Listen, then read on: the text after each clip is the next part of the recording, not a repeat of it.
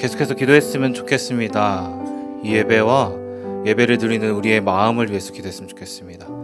하나님, 이 예배의 주인이 되어 주십시오.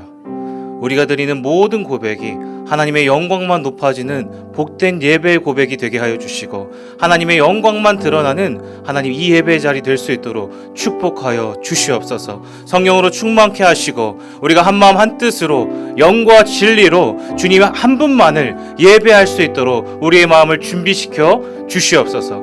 이 시간 우리의 예배와 예배를 드린 우리의 마음 가운데 하나님의 영으로 충만케 해달라고 우리 다시 한번 기도하겠습니다. 하나님 아버지 감사합니다. 이 예배의 주인이 하나님이심을 고백합니다.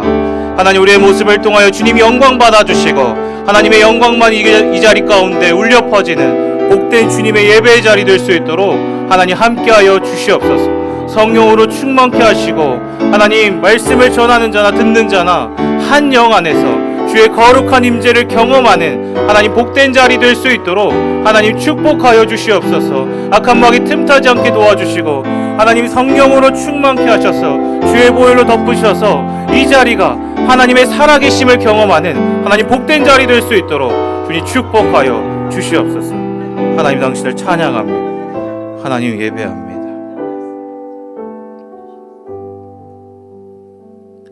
살아계신 하나님 감사합니다. 우리가 다시 한번 고백하는 것은 이 예배의 주인이 하나님이심을 고백합니다. 주님, 우리의 예배를 통하여 주님 영광 받아 주시옵소서. 성령으로 충만케 하셔서 한 성령 안에서 우리가 하나 되어 주님의 임재를 경험하는 복된 예배 될 수 있도록 주님 축복하여 주옵소서. 이 모든 말씀 예수님의 이름으로 기도합니다. 아멘. 네. 오늘 본문은 역대상 13장 1절부터 6절입니다. 역대상 13장 1절부터 6절 길지 않으니까요. 우리 한 절 한 절 교독하겠습니다. 다윗이 천부장과 백부장 곧 모든 지휘관과 더불어 의논하고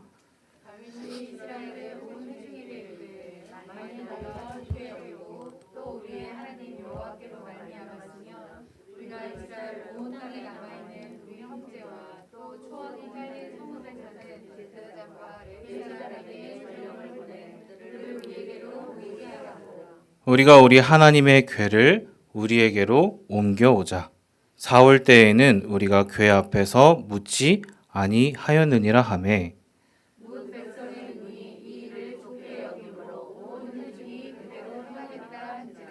이에 다윗이 애굽의 시홀 시내에서부터 하맛 어기까지 온 이스라엘을 불러 모으고 기럇 여아림에서부터 하나님의 궤를 메어 오고자 할세. 속한 기럇 여아림에 올라가서 여호와 하나님의 궤를 메어오려 하니 이는 여호와께서 두 그룹 사이에 계심으로 그러한 이름으로 일컬음을 받았더라. 아멘. 사랑하는 성도 여러분 반갑습니다. 오늘은 역대상 13장 1절부터 6절 우리가 우리 하나님의 궤를 우리에게로 옮겨오자 라는 제목으로 말씀을 나누고자 합니다.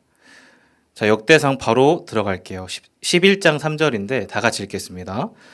이에 이스라엘의 모든 장로가 헤브론에 있는 왕에게로 나아가니 헤브론에서 다윗이 그들과 여호와 앞에 언약을 맺음에 그들이 다윗에게 기름을 부어 이스라엘의 왕으로 삼으니 여호와께서 사무엘을 통하여 전하신 말씀대로 되었더라. 아멘. 자, 오늘 본문의 배경은요, 다윗이 이스라엘의 새 왕이 되었다는 것으로 시작됩니다. 저와 여러분이 잘 알다시피 역대기는 이스라엘의 역사를 담고 있어요. 이스라엘의 왕조, 특별히 사복음서가 예수님을 신학적, 문학적, 역사적인, 다각적인 측면에서 얘기하고 있듯이, 그래서 네 개의 책이 달라 보이지만 사실 다른 게 아니죠. 이처럼 오늘 사무엘서, 그리고 열왕기, 그리고 역대기도 동일합니다. 이스라엘의 왕조를 통한 하나님의 역사를 다각적인 측면으로 다양하게 보여주고 있다는 거예요. 특별히 역대기는 역사서 중에 가장 마지막에 기록되었습니다. 제목으로 봐도 알 수 있듯이 제목이 뭐죠? 크로니클스. 영어로 크로니클스라고 되어 있고 히브리어로 그 날들의 사건들, 그리고 70인경이라는 곳에서는 빠진 것들이라는 표현으로 적혀 있습니다. 이것은 하나님의 구속사, 하나님의 일하심을 역사적인 사건으로 모아놨다는 거예요. 사무엘서나 열왕기에서 빠진 하지만 중요한 내용들을 보완하고 보충하고 있습니다. 그래서 시몬 드프리스라는 신학자가 있는데요. 그분이 역대기를 이렇게 표현하고 있어요. 들어보세요. 나는 역대기를 모든 성경에서 가장 풍성한 영성의 광산으로 간주한다. 영성의 광산이라는 것이죠. 파도 끝이 없는 영성의 핵심이 역대기라는 것입니다. 그래서 사실상 1장부터 9장까지요. 무엇을 기록하고 있는 줄 아십니까? 1장부터 9장 어떤 내용이죠? 족보입니다. 매우 길죠? 무려 9장이 족보예요. 마태복음은 한 장에 걸쳐서 나와 있는데도 우리가 길다고 느끼잖아요. 그런데 9장, 9장. 하지만 이것은 그냥 저희가 역대기를 딱 피자마자 자장가나 수면제로 사용하라고 기록한 게 아닙니다.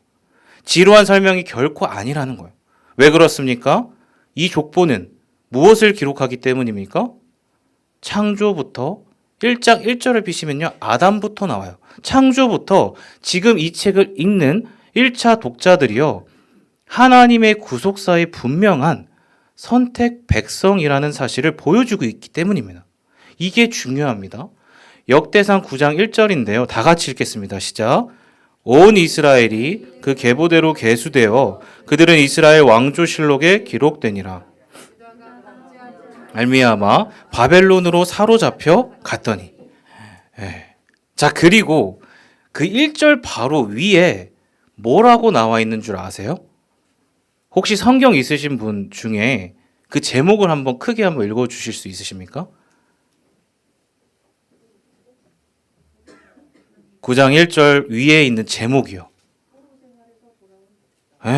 감사합니다. 포로 생활에서 돌아온 백성들. 딱 이때까지. 포로 생활에서 돌아온 백성들의 명부까지 기록되었다는 것입니다. 그러니까 역대기를 읽는 독자들은요. 포로 생활에서 돌아온 백성들이에요. 그러니까 아수르와 바벨론 기억나시죠? 열강의 수탈 속에 성전이 무너졌습니다. 포로로 끌려갔어요. 역사의 소용돌이, 참담한 암흑기를 겪었던 사람들이라는 거예요. 전쟁과 죽음이라는 생존의 위기를 겪다가 포로로 살다가 하나님의 은혜로 다시 고국 예루살렘으로 돌아온 사람들이라는 것이죠. 그들이 지금 역대기를 읽고 있는 것입니다. 성도 여러분, 지금 상황이 조금 이해가 되십니까? 그러니까 이러한 원독자들, 예루살렘으로 돌아온 이스라엘은 어땠을까요? 그때를 상상해 보셔야 돼요. 지금 바벨론으로 돌아왔잖아요. 바벨론에서. 이야, 해방이다. 성전도 다시 재건되었어요. 여러 방해와 공작에도 학개와 에스라, 느헤미야, 스룹바벨 아시잖아요. 이와 같은 하나님의 사람들을 통해 성전이 완공되었습니다. 그러니까 이제는 탄탄대로 승승장구해야 되잖아요. 그런데 어떻습니까? 상황은 전혀 나아질 기미가 보이지 않는 거예요. 지금 이스라엘은 여전히 페르시아의 속국입니다. 성전이 재건되었지만 너무 초라해요. 다윗 왕조는 보이지 않고요. 예루살렘은 여전히 페르시아의 지배를 받고 있습니다.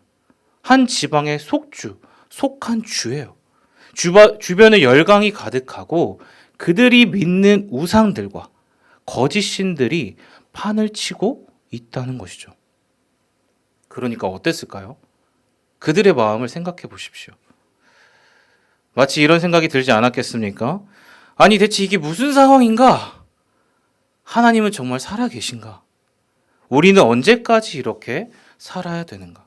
우리는 선택 백성이라며 하나님은 살아계시다며 근데 왜 다윗 왕조는 이렇게 처참히 멸망했는가? 왜 우리는 아직까지도 이런 모진 순환을 겪어야만 하는가? 하나님의 약속은 정말 유효한가? 하나님 백성으로 살아가는 것이 정말 의미가 있는가? 이러한 질문들이 나오지 않았겠습니까? 전쟁과 생존의 문제 앞에서 이스라엘은 매우 극심한 좌절 가운데 있었을 거예요. 너무도 초라한 성전, 그리고 자신들을 바라보니까 한없이 냉소적이고 자기에게 집중되었겠죠. 절규 한탄만이 막 올라왔을 거예요. 한 치 앞도 알 수 없는 암흑기를 보내고 있었다는 것입니다. 사랑하는 성도 여러분, 이것은 오늘의 시대도 동일한 질문 아니겠습니까? 그리스도인으로 살아간다라는 것은 무엇일까? 내가 살아가는 현실과 지금 이 시대에 그리스도인으로 사는 게 정말 맞는 것인가? 현실은 여전히 힘들고 어려운데 세상은 전쟁과 기근이 판을 치고 가난과 기아가 있는데 그리스도를 믿는다는 것이 이와 같은 현실과 대체 어떻게 연결되는 것인가? 하나님은 정말 살아계시는가? 시대와 모습은 다르지만 여전히 오늘도 우리는 생존의 문제로 힘들어 한다는 거예요. 지금은 풀려가고 있지만 코로나 팬데믹은 모든 것을 멈추었죠. 인간의 한계를 드러냈습니다.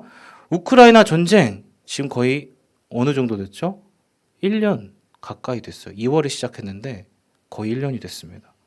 세계 곳곳에 있는 전쟁이란 전쟁은 다 인간의 깨달음과 자유, 과학, 조그만 인간의 가능성이란 가능성은 전부 깨트렸어요. 영의 동물로 창조된 인간이요. 영이신 하나님을 멀리하기 시작했을 그때부터 철저히 망가져 버렸습니다. 그러니까 인간은 결코 스스로 가능성을 발휘할 수 있는 존재가 아니라는 것이죠. 그래서 월터 브루그만이라는 신학자는 이렇게 말해요.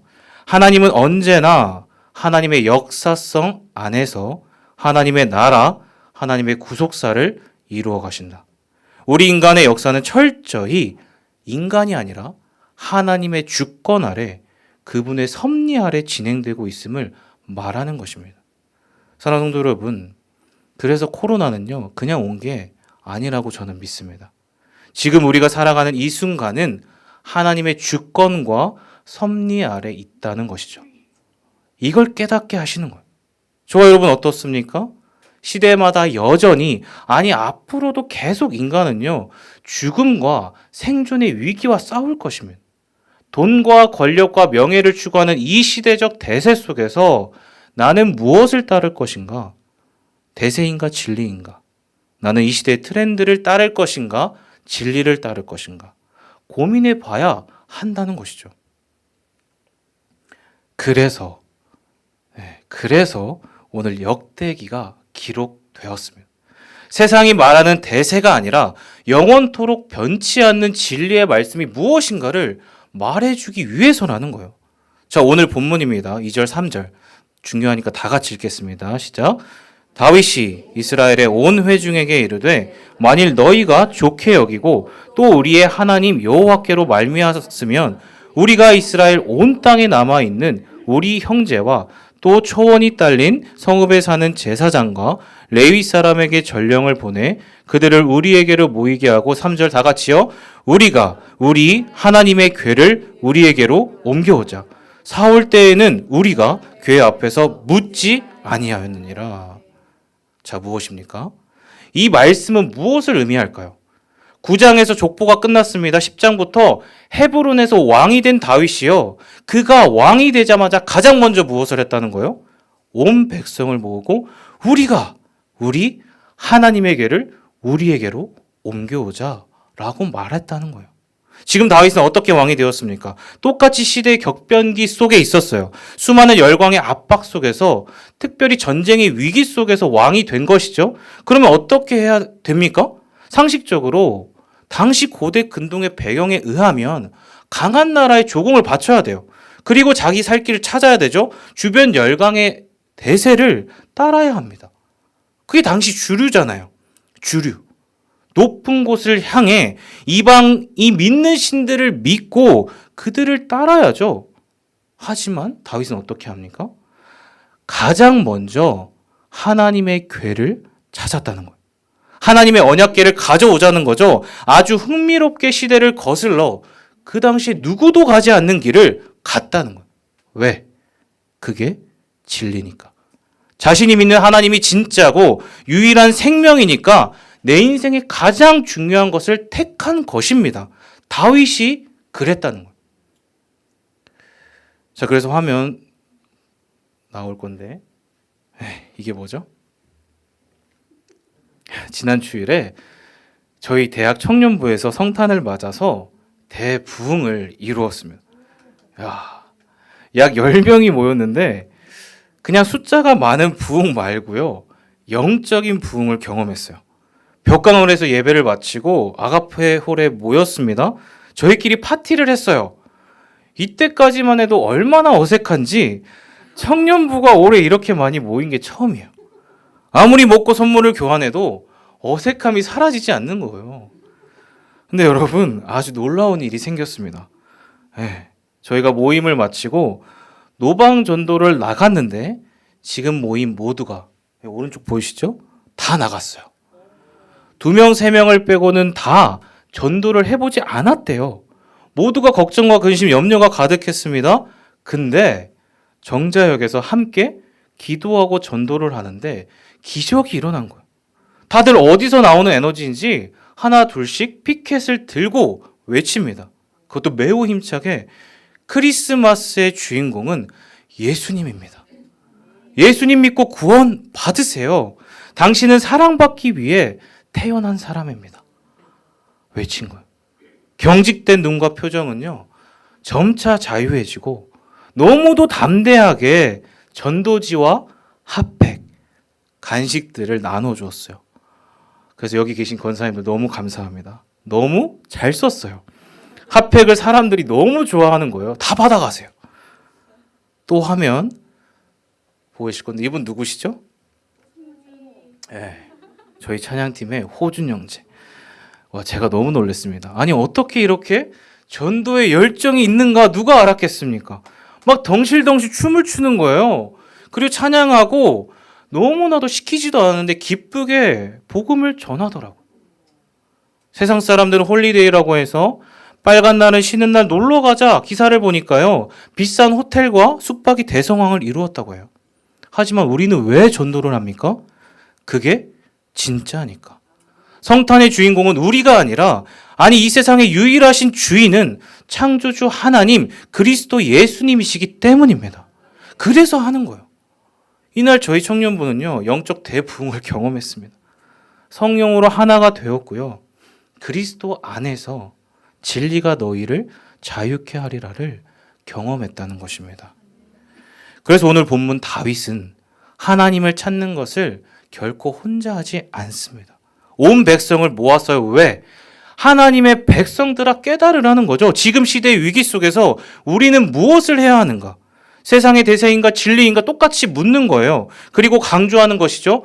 우리가 1인칭이 아닌 2인칭 복수, 하나님의 백성으로 선택된 너와 나, 우리가 교회가 하나님 앞에 나아가야 할 것을, 진리를 붙잡아야 할 것을 강조하고 있는 것입니다. 사랑하는 성도 여러분, 저와 여러분은 지금 이 한 해의 끝자락과 새해를 맞이하는 지금 무엇을 찾고 계십니까? 부디 바라기는 생명을 찾으십시오. 온 만물의 주인이신 하나님, 모든 이름 위에 뛰어나신 예수님을 찾고 구하는 모두 되시길 예수님의 이름으로 축복합니다. 아멘. 돌아와서요. 출애굽기 25장 21절 22절 다 같이 읽겠습니다. 시작.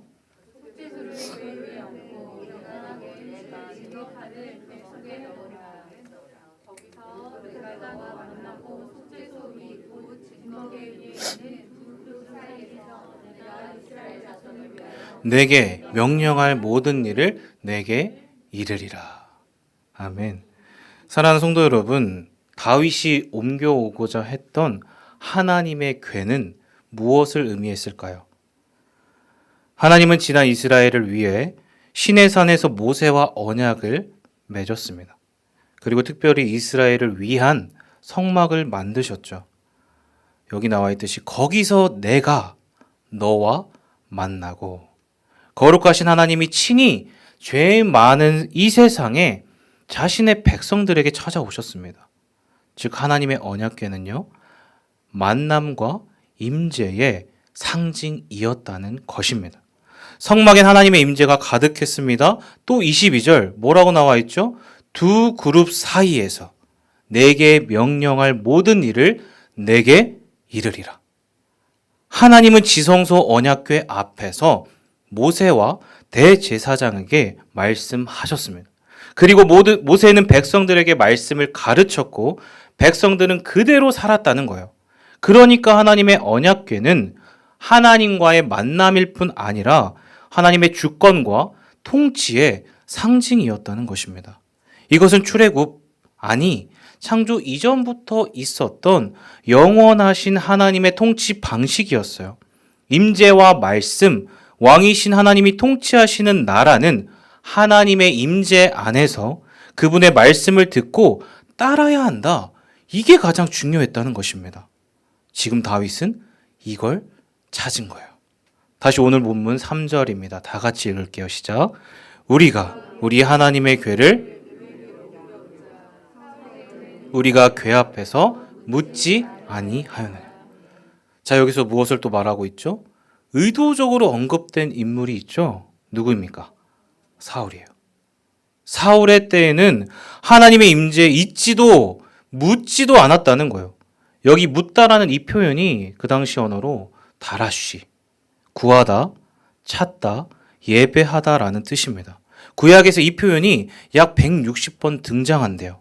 많죠? 역대기에만 20번, 약 20번 등장합니다. 자, 그러니까 무엇입니까? 엄청 중요하다는 것이죠. 그런데 지금 이스라엘은 묻지 않았다는 거예요. 왕이신 하나님의 백성들이 하나님 앞에 머물지 않았다는 거예요. 아니, 드디어 그토록 원했던 이스라엘의 왕이 세워졌죠.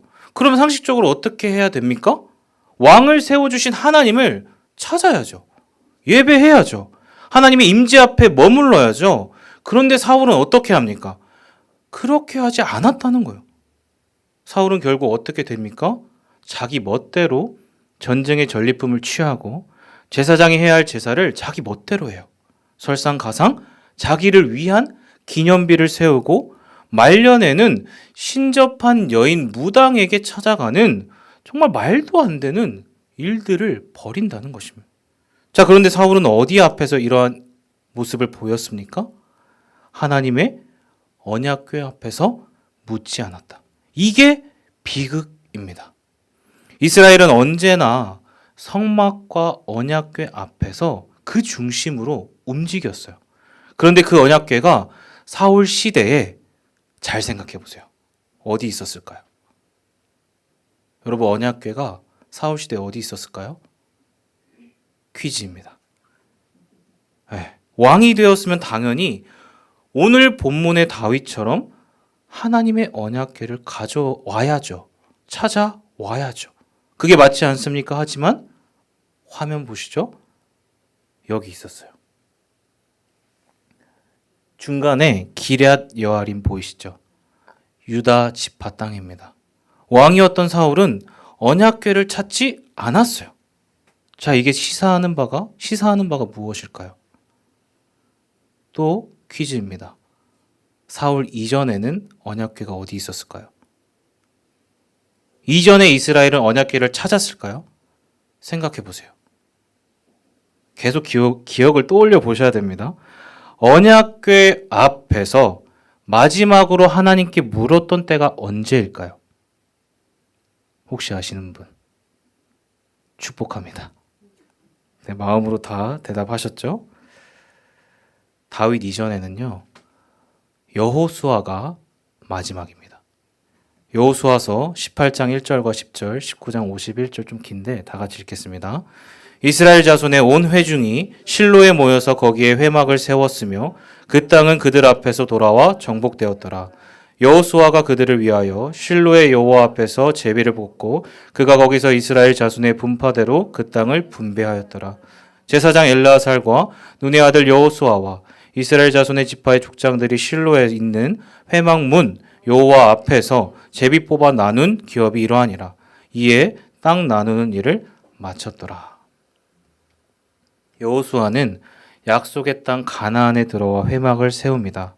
성막이죠. 화면 계속 보이실 거예요. 언약궤 앞에서 묻고 들었다는 표현은 여기가 마지막이에요. 자, 그게 어디라고요? 요단강 바로 옆에 있는 실로. 이게 공식적인 성막의 마지막 위치예요. 이유는 잘 아시죠? 그때의 왕이 없으므로 각기 자기 소견대로 행하였더라. 사사시대 이스라엘의 암흑기가 찾아옵니다. 살육과 전쟁, 동족상잔의 비극이 약 400년 동안 이어져요. 자그마치 400년 암흑기죠. 그리고 이스라엘의 마지막 사사 엘리 제사장이 다 이때입니다. 심지어 이때 이스라엘은 어땠습니까? 블레셋의 난도질을 당해요. 마지막 성막의 위치 실로에서요. 이스라엘을 아주 처참히 짓밟아 버려요. 성막이 파괴됩니다. 언약궤는 빼앗겨요.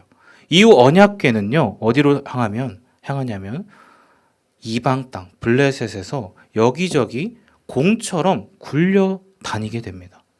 그게 사무엘상 4장 17절 18절인데 제가 읽겠습니다. 소식을 전하는 자가 대답하여 이르되 이스라엘이 블레셋 사람들 앞에서 도망하였고 백성 중에는 큰 살육이 있었고 당신의 두 아들 홈니와 비느하스도 죽임을 당하였고 하나님의 궤는 빼앗겼느니라. 18절 하나님의 궤를 말할 때 엘리가 자기 의자에서 뒤로 넘어져 문 곁에서 목이 부러져 죽었으니 그가 이스라엘의 사사가 된 지 40년이었더라. 자, 또 사무엘상 4장 21절 22절입니다. 이건 다 같이 한번 읽어볼게요. 시작.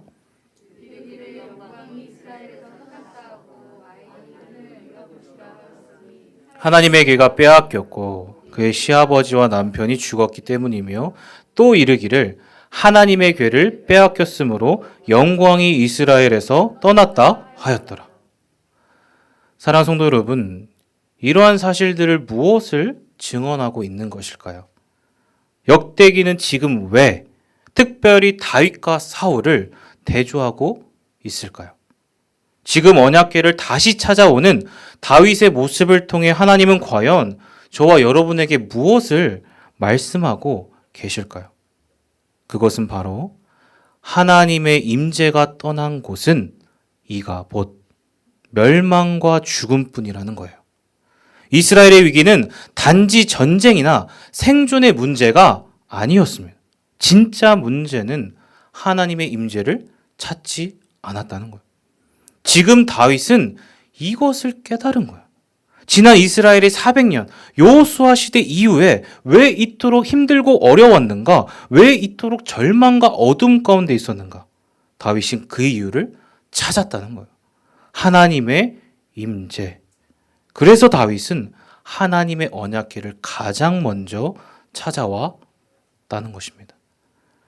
그래서 다윗은 당시 자신의 심정을 이렇게 표현하고 있습니다. 시편 132편 3절부터 5절인데 다 같이 읽겠습니다. 시작. 내가 내 장막집에 들어가지 아니하며 내 침상에 오르지 아니하고 내 눈으로 잠들게 하지 아니하며 내 눈꺼풀로 졸게 하지 아니하기를 여호와의 처소 곧 야곱의 전능자의 성막을 발견하기까지 하리라 하였나이다. 자, 무엇입니까? 나는 하나님의 언약궤를 찾기 전에는 집에도 들어가지 않고 잠도 자지 않겠다는 거예요. 그만큼 하나님의 임재를 갈급했다는 것이죠. 사모했다는 것입니다. 그래서 다들 잘 아시는 시편 27편에 또 이렇게 고백하고 있어요. 다 같이 읽겠습니다. 그것을 구하리니 곧 내가 내 평생에 여호와의 집에 살면서 여호와의 아름다움을 바라보며 그의 성전에서 사모하는 그것이라. 아멘. 즉 다윗은 철저히 하나님 중심 국가를 세우길 원했다는 것입니다. 내가 신이 되어 내 멋대로 사는 게 아니라 내가 그리고 왕이신 하나님의 백성들이 철저히 하나님의 임재 앞에 머물러 하나님의 말씀을 듣고 사는 삶을 살길 원했다는 것이죠. 사랑하는 성도 여러분, 다윗은 왜 위대합니까? 신구약을 통틀어 왜 유일하게 하나님의 마음에 합한 자라는 칭호를 받았습니까? 그냥 그가 위대해서입니까? 도덕적으로 깨끗해서? 아니잖아요. 우리는 압니다. 그가 사람을 죽이면서까지 자기의 것을 얻고자 했던 치졸한 죄악을 저질렀던 사람이에요. 하지만 다윗은 즉시 돌이켰습니다. 사울은 돌이키지 않았어요. 한 번도 돌이키거나 용서를 구하지 않았습니다. 하지만 다윗은 죄를 지었지만 하나님 앞에 눈물을 머금고 밤새도록 회개했다는 거예요. 시편 51편 잘 아시잖아요. 철저히 고백합니다. 주님, 정결한 마음을 주시옵소서.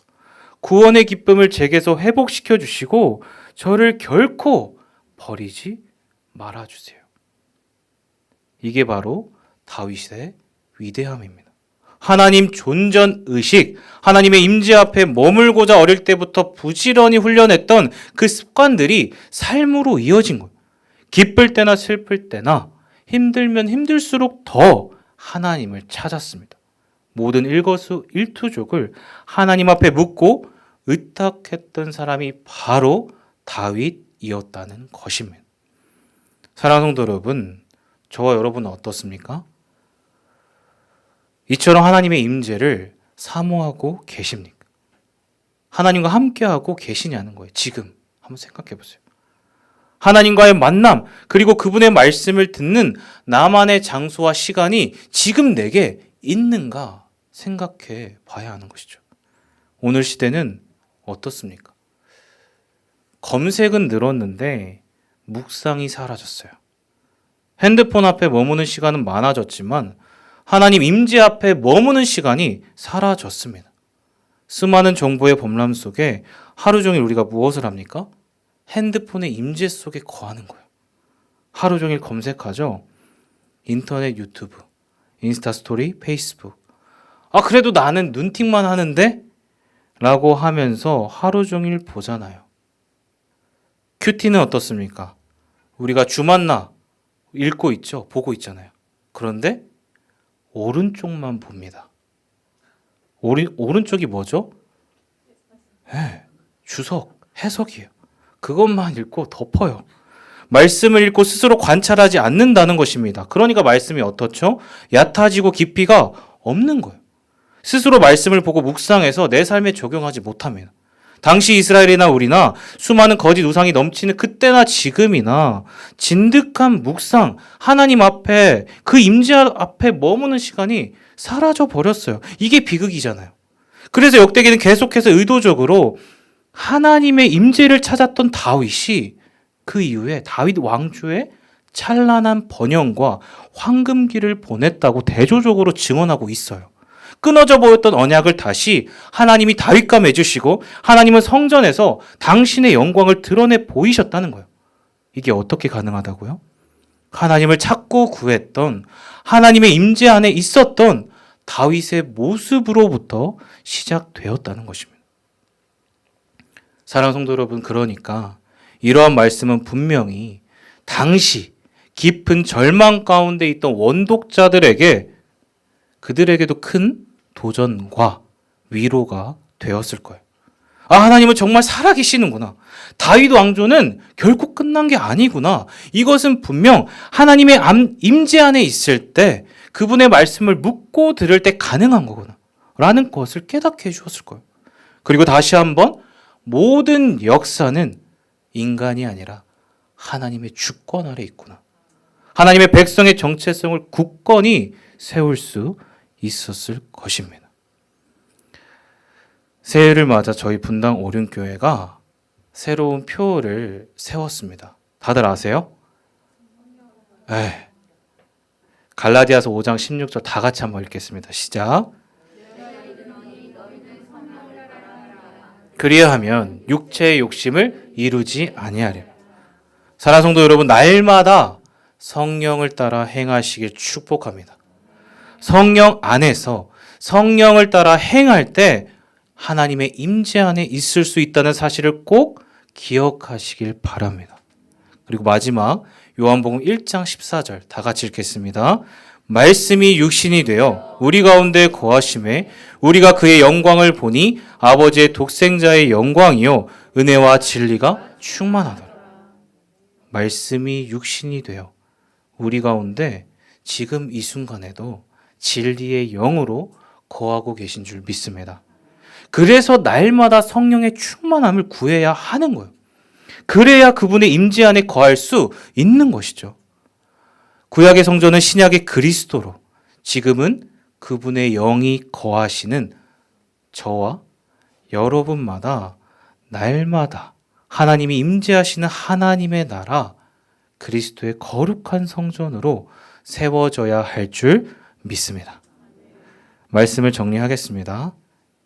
저와 여러분이 잘 아는 팀 켈러 목사님은요, 고통에서 답하다라는 책에서 이렇게 말합니다. 제가 읽어드리겠습니다. 그리스도의 평강은 부정적인 생각을 쫓아내는 데에서 출발하지 않는다. 하나님의 평강은 부정적인 생각들의 부재가 아니라 하나님의 임재로부터 시작된다. 사랑하는 성도 여러분, 지금 이 시대는 계속해서 분주할 거예요. 복잡할 거예요. 주님 다시 오실 때까지 계속 그러할 것입니다. 우리를 계속해서 혼란스럽고 어렵게 할 것입니다. 그렇다면 이러한 상황을 우리는 어떻게 이겨낼 수 있을까요? 그것은 바로 하나님의 임재. 오늘 다윗의 모습처럼 하나님을 찾으십시오. 하나님의 임재를 사모하십시오. 위기와 절망 앞에서 가장 먼저 하나님을 찾았던 다윗처럼 저와 여러분도 성령을 따라 행하라. 그리스도의 거룩한 성전으로 세워져 가시길 주의 이름으로 축복합니다. 그래서 한 해를 마무리하고 새해를 맞는 지금 우리가 다른 어떤 것이 아니라 처음으로 돌아가십시오. 내가 내 평생에 구하는 것 한 가지를 구하리니 내가 내 평생에 여호와의 집에 살면서 그분의 아름다움을 사모하리라. 이 고백이 저와 여러분의 평생의 고백이 되시길 예수님의 이름으로 축복합니다. 아멘. 우리 찬양 한 곡 하면서 하나님 앞에 결단하겠습니다.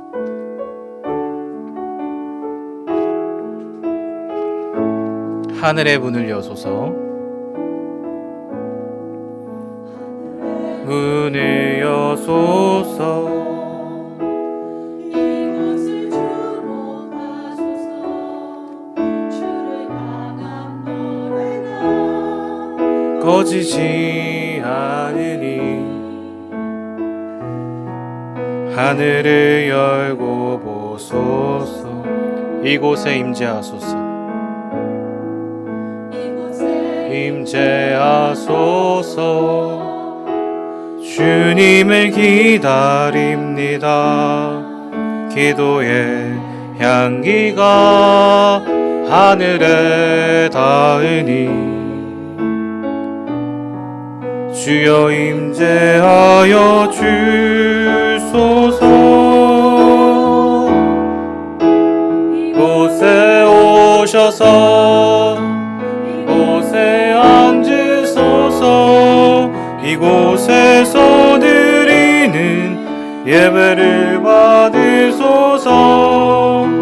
주님의 이름만이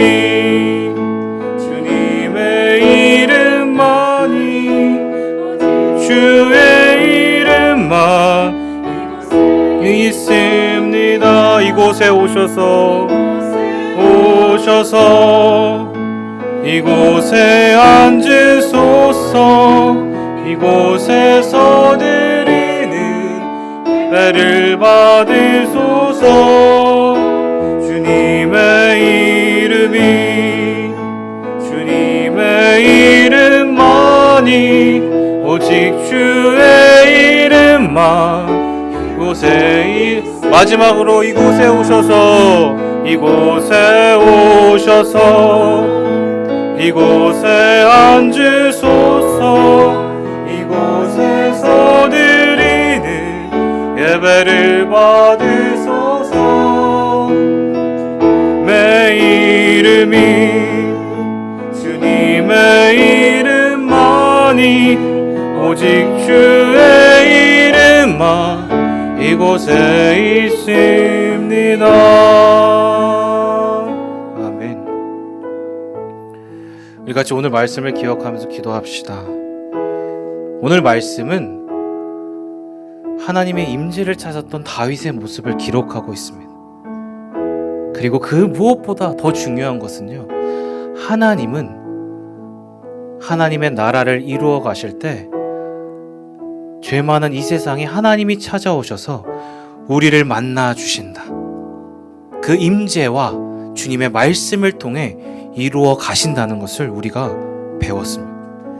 사랑하는 성도 여러분, 지난 한 해를 지나고 새해를 맞는 지금 저와 여러분은 무엇을 하고 계십니까? 우리가 가장 먼저 이 시대가 악하면 악할수록 우리가 무엇을 먼저 찾아야겠습니까? 이 모든 위기를 극복할 수 있는 유일한 방법은 하나님의 임재, 하나님의 영광을 찾을 때만 가능한 줄 믿습니다. 우리 같이 기도합시다. 하나님, 오늘 다윗의 모습처럼 제가 하나님의 임재를 찾길 원합니다. 하나님의 영광 가운데 있길 원합니다. 주님 성령을 따라 행하게 하여 주셔서 하나님 오직 주님의 임재 가운데 하나님의 말씀을 묻는 자로 살아가게 하여 주시옵소서. 하나님 새해를 맞는 지금, 지난 한 해를 보내는 지금 이 순간에 가장 중요한 것이 하나님의 임재 가운데 있다는 사실을 기억하며 주님의 임재 안에 거하는 제가 되게 하여 주시옵소서. 하나님 이 시간 하나님의 임재 안에 거하게 해달라고, 성령을 따라 모든 일거수일투족을 하나님과 동행하게 해달라고, 날마다 승리하게 해달라고 우리 같이 주님의 이름을 부르며 같이 기도하겠습니다. 주여, 하나님 아버지 감사합니다. 하나님 오늘의 말씀을 통하여 하나님은 언제나 우리와 함께 하실 뿐만 아니라 우리 가운데 찾아오셔서 우리와 만나주시고 임마누엘, 우리와 동행하신다, 우리와 함께 하신다, 우리를 찾으신다, 주님의 말씀을 듣는 자를, 묻는 자를 찾고 계신다라고 말씀하여 주시니 감사합니다. 하나님 이 시간 주님의 임재를 찾기 원합니다. 하나님 시대가 어렵고 힘들 때일수록, 내 삶이 힘들 때일수록 다윗의 모습과 같이 하나님의 임재를 찾게 하여 주십시오. 하나님의 영광을 찾게 하여 주십시오. 내가 내 평생에 여호와의 집에 살면서 주님의 아름다움을 사모하게 하여 주시옵소서. 하나님의 영광을 보게 하여 주시옵소서. 주님의 임재 가운데 성령의 충만함으로 주님의 좌정하심을 경험하게 해 주시옵소서. 제 모습을 다스려 주셔서 하나님의 온전하신 모습, 하나님의 영광의 마음을 다시 한번 깨닫고 느낄 수 있도록 은혜를 베풀어 주시옵소서. 하나님 우리를 다스려 주시옵소서. 하나님 우리를 불쌍히 여겨 주시옵소서. 하나님 다스려 주시옵소서. 아버지 저희를 불쌍히 여겨주시옵소서. 하나님의 임재의 영광 가운데 나아갈 수 있도록 하나님 우리를 다스려 주시옵소서. 하나님 우리를 붙들어 주시옵소서. 이곳에 살아계신 주님을, 주님의 임재 가운데 아버지 나아갈 수 있도록 아버지 다스려 주시옵소서. 아버지 다스려 주시옵소서. 아버지 다스려 주시옵소서. 계속해서 기도했으면 좋겠습니다. 또한 오늘 본문은 의도적으로 다윗과 사울을 대조하고 있습니다. 이것은 무엇을 증언하고 있을까요? 이스라엘의 진짜 위기는, 그리고 이 땅을 살아가는 저희들의 진짜 위기는 하나님께 묻지 않았을 때, 하나님의 영광이 사라졌을 때 진짜 문제라는 것을 보여주고 있다는 거예요. 우리 이 사실을 기억하면서 기도합시다. 하나님, 내 안에 있는 사울의 모습을 돌이켜 주십시오. 하나님을 찾지 않고 이 세상 풍조와 주류를 따라 살고자 했던 내 마음의 우상들과 거짓 우상들과 신들을 제거하여 주시고 하나님으로부터 멀어진 모든 관계의 끈들이 그리스도의 보혈로 다시 한번 덮어주셔서 연결되게 하시고 회복되게 하시고 낙심하고 지쳐있고 절망 가운데 있던 내 마음의 온전한 모습들이 다시 한번 주님의 임재 가운데 회복되는 은혜가 있게 하여 주시옵소서. 주님 영으로 이 자리에 임하셔서 우리의 모습을 정결케 하시고 다시 한번 깨끗한 모습으로 주님 앞에 설 수 있도록 우리를 다스려 주시옵소서. 이 시간 우리 안에 있는 사울의 모습과 죄악들의 모습과 모든 거짓 우상들을 주님 끊어주시고 다시 한번 깨끗게 해달라고 주여 한번 부르고 다시 한번 기도하겠습니다. 주여, 하나님 아버지 감사합니다. 하나님 내 안에 있는 사울의 모습들을 돌이켜 주시옵소서. 하나님, 진짜 문제는 하나님의 임재 가운데 있지 않았을 때에 찾아온다는 사실을 아버지 기억하게 하시고, 하나님, 제 안에 있는 사울의 모습들을 돌이켜 주시옵소서. 하나님을 찾지 않고 하나님 앞에 머물지 않고 내 멋대로 내가 하고 싶은 대로 살고자 했던 모든 모습들과 하나님 마음들을 돌이켜 주십시오. 정결한 마음을 주시고 다윗의 고백과 같이 하나님 앞에 깨끗하고 정한 마음을 아버지 창조하여 주시옵소서. 구원의 기쁨과 감격을 회복시켜 주시고 하나님의 임재 가운데 머물 때 주님의 빛으로 임하셔서 내 안에 있는 모든 거짓과 우상과 죄악들을 예수의 이름으로 끊어주시고 하나님의 영광 가운데 나아갈 수 있도록 주님 함께하여 주시옵소서. 하나님 다스려 주시옵소서. 아버지 다스려 주시옵소서. 주님 돌이키기 원합니다. 제 모습을 정직하게 돌이키기 원합니다. 아버지, 우리의 모습을 다스려 주시옵소서. 하나님 다스려 주시옵소서. 아버지 붙들어 주시옵소서. 마지막으로 하나 더 기도했으면 좋겠습니다. 저희 교회를 위해 기도했으면 좋겠어요. 저희 분당 오른교회가 2023년 성령을 따라 행하라 라는 주제로 표어로 새해를 시작합니다. 하나님, 이 교회를 주님께서 세워주셨으니 주님 왕이 되어 주시옵소서. 이 교회를 다스려 주시고 성령으로 충만케 하시고 성령으로 하나 되게 하셔서 모든 악한 마귀에게는 예수의 이름을 끊어주시고 주의 보혈로 우리를 지켜 보호해 주셔서 하나님이 원하시고 뜻하시고 기뻐하시는 뜻을 따라 주님의 방주가, 주님의 몸된 교회가 하나님의 임재 안에 거하며 나아갈 수 있도록 축복하여 주시옵소서. 우리 마지막으로 우리 분당 오륜교회가 성령을 따라 하나님의 임재 안에 있게 해달라고, 날마다 악에게 지지 않고 승리하게 해달라고 다 같이 기도하겠습니다. 하나님 아버지, 감사합니다. 우리 교회를 다스려 주시옵소서. 하나님의 영광 가운데 이 교회의 주인이 하나님이심을 고백합니다. 하나님 영광 가운데 있음을 고백하오니 우리 교회를 불쌍히 여겨 주시옵소서. 성령을 따라 행하게 하여 주시고 하나님의 임재 가운데 거하게 하시고 하나님의 뜻을 따라 살아가게 도와주시옵소서. 하나님의 기쁘신 뜻을 따르게 해주십시오. 아버지, 우리의 마음을 철저히 감추시고 왕이신 하나님이 높아지게 하여 주시옵소서. 왕이신 하나님 안에서 하나 될 수 있도록 축복하여 주시옵소서. 하나님, 당신을 찬양합니다. 하나님, 당신을 예배합니다. 하나님, 당신을 찬양합니다. 이 교회를 통하여 주님 영광 받아 주시옵소서. 하나님, 영광 받아 주시옵소서. 아버지, 다스려 주시옵소서. 이 교회를 통하여 주님 영광 받아 주시옵소서. 하나님 나라를 세워가 주십시오. 살아계신 하나님, 감사합니다. 오늘 말씀을 통해 하나님은 하나님의 백성들을 결코 포기하지 않으시고 언제나 함께 하시고 인도하시는 분이심을 다시 한번 깨닫게 해주셔서 감사합니다. 오늘의 말씀처럼 다윗처럼 위기의 상황 앞에서 결코 좌절하지 않게 하시고 하나님을 먼저 찾고 구하는 우리 되게 하여 주시옵소서. 날마다 하나님의 임재 안에 머물며 하나님의 뜻을 묻고 구하는 자로 살게 하여 주시옵소서. 또한 우리 안에 있는 사울의 모습을 하나님 고백합니다. 거짓과 죄악, 우상들을 쫓고자 했던 우리의 모습들을 철저히 정직하게 돌이켜 주시고 날마다 성령 안에 성령을 따라 행하며 악에게 지지 않고 승리하는 복된 우리가 분당 오륜교회 될 수 있도록 축복하여 주시옵소서. 감사합니다. 이 모든 말씀 예수님의 이름으로 기도합니다. 주기도문으로 예배를 마치겠습니다. 하늘에 계신 우리 아버지여, 이름이 거룩히 여김을 받으시오며 나라가 임하시오며 뜻이 하늘에서 이루어진 것 같이 땅에서도 이루어지다. 오늘 우리에게 일용할 양식을 주시옵고 우리가 우리에게 죄 지은 자를 사하여 준 것 같이 우리 죄를 사하여 주시옵고 우리를 시험에 들게 하지 마시옵고 다만 악에서 구하시옵소서. 나라와 권세와 영광이 아버지께 영원히 있사옵나이다. 아멘.